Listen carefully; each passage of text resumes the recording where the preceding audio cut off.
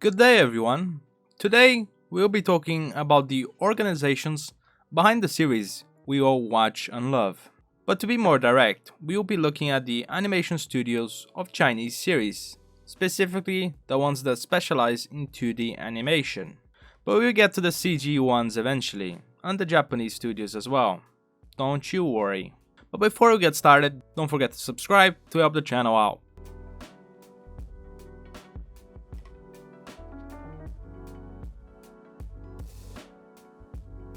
It's hard to talk about Chinese animation studios without mentioning Howliners Animation. Founded by Li Haoling, Howliners are one of the most known studios for both good and bad reasons. They were one of the earlier studios to push out 2D animated series that were not simply shorts or targeted at children. It started off as an independent studio with well-developed networks due to the connections of its founder. In 2013, its first animated production was the second season of Lose Time and Moto's Diary.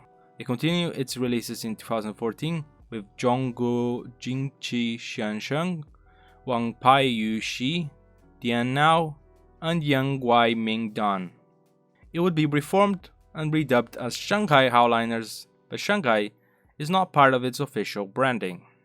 However, this change in the company was a consequence of them successfully acquiring investment by Bilibili and Tencent, and others in the 2016 to 2018 timeframe, which allowed the studio to expand. The studio would eventually be fully acquired by Bilibili in 2021, so now it's an official Bilibili animation studio. Its branding, however, has not changed. The following years were packed full of releases by the studio, as it basically partnered with Japanese companies and headed many Sino-Japanese co-productions. Handling the animation of all these productions was obviously not done singularly by Howliners. In fact, a lot of the animation was done through partnerships with studios in China, Korea, and in Japan, for a variety of factors that probably involved budget and limited staff, alongside other things. Many of these titles did not have great animation, such as The Outcast Season 1, Cheating Craft, or Bloody Wars, and it did help create a bad impression of Chinese animation at that time in the West. This large output trend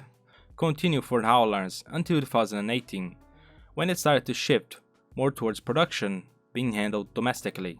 This move towards more domestic production, as an article in Nikkei highlighted, has been partially caused by Japanese companies' lack of enthusiasm when it comes to producing Chinese works. One of the ways this was done was through acquiring, not necessarily fully, many studios from across Asia that they partnered with, and some of these include, most notably, Studio Lan, but there are others as well. This shift did seem to improve the quality of the animation since they worked closely with those studios, and the exchange of talents and ideas between the studios boosted their qualities. It is still a controversial studio. It feels more like a producer rather than an animation studio actually, but it does pump out good works here and there, even if they not necessarily be the animation producers, like in Ink Clink that was done by Studio Lan. Still, Howliners kicked open the door for 2D Chinese animated series, and many other studios followed the path set by them.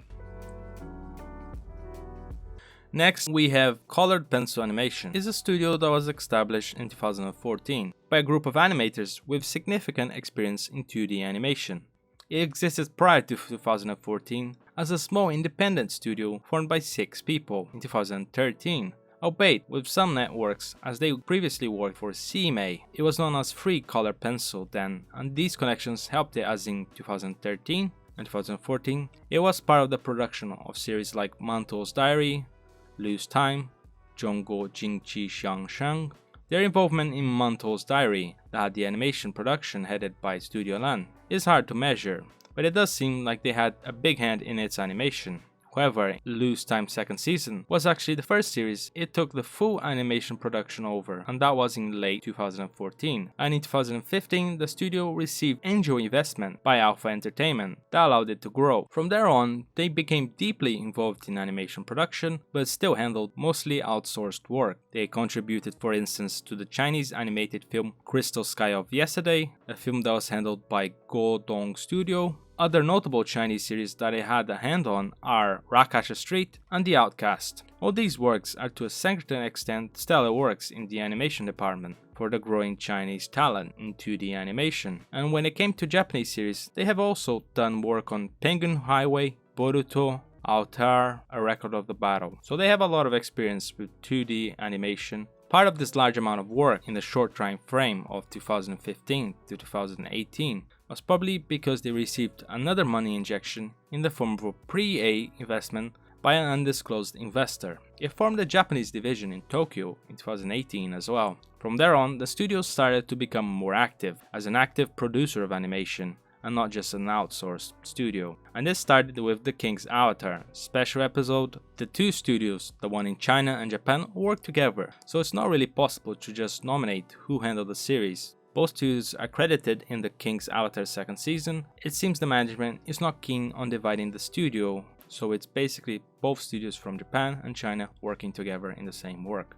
2022 was a big year for the studio, with Fantasy X Hunter having already fully released. And again, both studios are credited, but the studio in Chongqing seems to have had a bigger part in the animation. Possibly it'll be the opposite in the upcoming series Blade of the Guardians, which is a highly anticipated series that should be released by the time this video comes out. Their works are of high standard, and an interesting article not long ago in Nikkei stated how Colored Pencil was attracting 2D animators both in their studio in Japan and China because of higher wages. If the analysis by Nikkei proves to be correct, then Colored Pencil could become a studio to watch closely in the near future, though in my eyes they're already one of the top animation studios in China.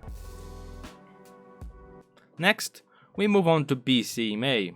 BCMA is one of the most renowned 2D studios with Western audiences because of the popularity of the founder of Diabolism and the first season of The King's Avatar that they both animated.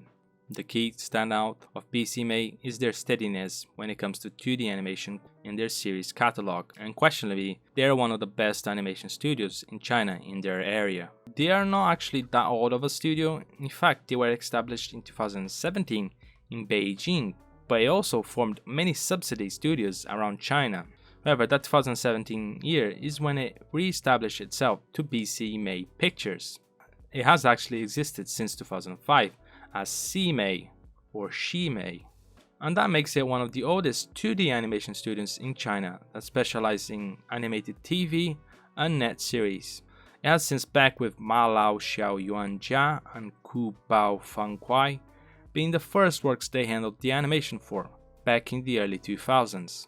These series were short gag series that were meant for children. Over time, CMA would be in charge of works like Tico, Pinball Legend, and many more that had more of an appeal for all ages instead of just children. Their rapid growth over the years was followed by acclaim and status as one of the foundational studios in the 21st century in China for animation, and they managed to become a center for 2D animation talents. The studio had many changes during the early 2010s that appears to have led to staff leaving, which went on to form their own studios, like the previously mentioned Colored Pencil. It did manage to hold on to key members such as Zhu Ke and Xiong Ke, who held key roles in their animated series, who have gone on to lead series like founder of Diabolism. The current BCMA Pictures, that was re-established officially in 2017, does not list all of the older works that I previously mentioned in their website.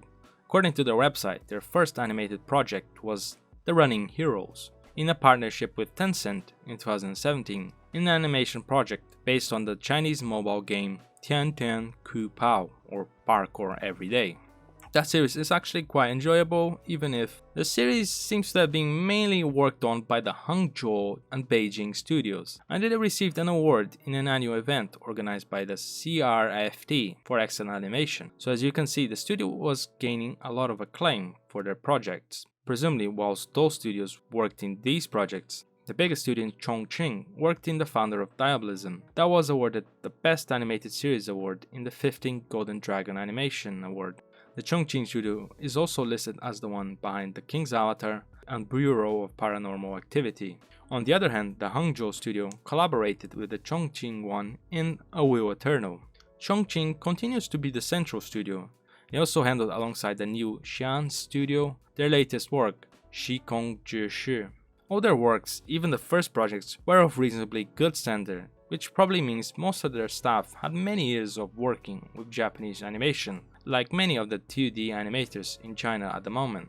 It's not as clear anymore which studio does what, and I'm pretty sure they share the work to a certain extent. The standard of animation by all of them seems to be of high standard, and presumably, due to the huge potential of Lord of Mysteries, their upcoming project, it is probably on the hands of the Cho Ching studio as the main studio, as the King's Avatar is no longer with them, and the founder of Diabolism is Lover.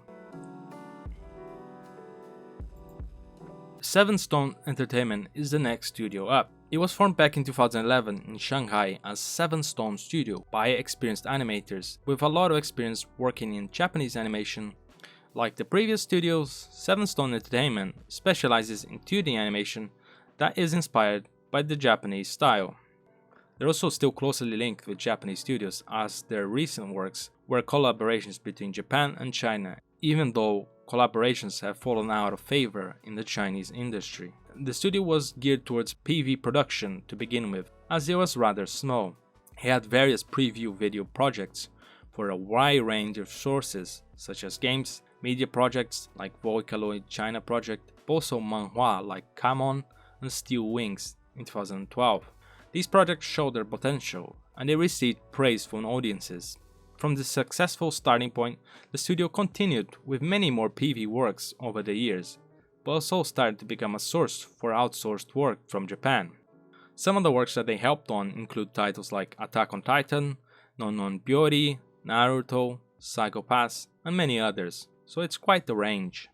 In 2016, the studio was able finally to receive extra financing and expanded operations. It signaled this change with the adoption of entertainment in its name, to replace the word studio.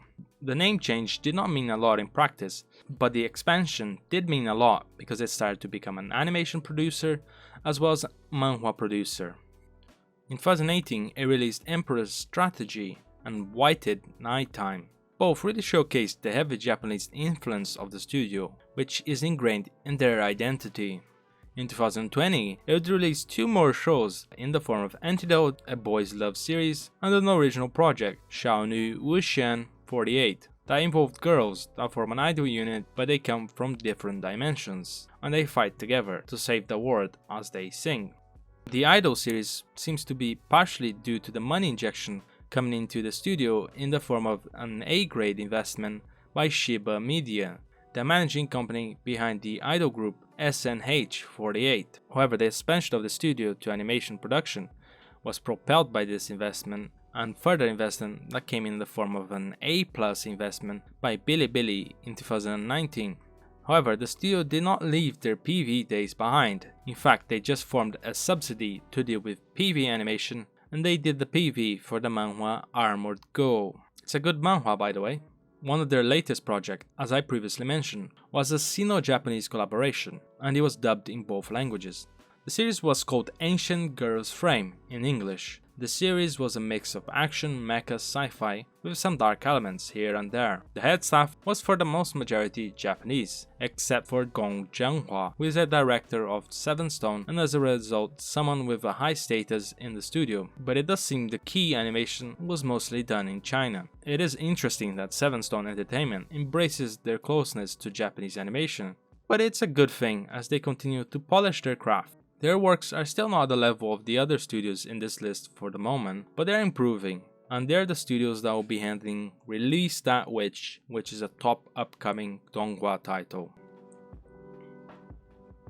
So that was the history and some of the key works of some of the most important animation studios from China, at least when it comes to 2D animation. It was not all of them, obviously, but there's some more parts to this story, so don't you worry. We'll get to them. What is your favorite Donghua? And was it animated by one of these studios?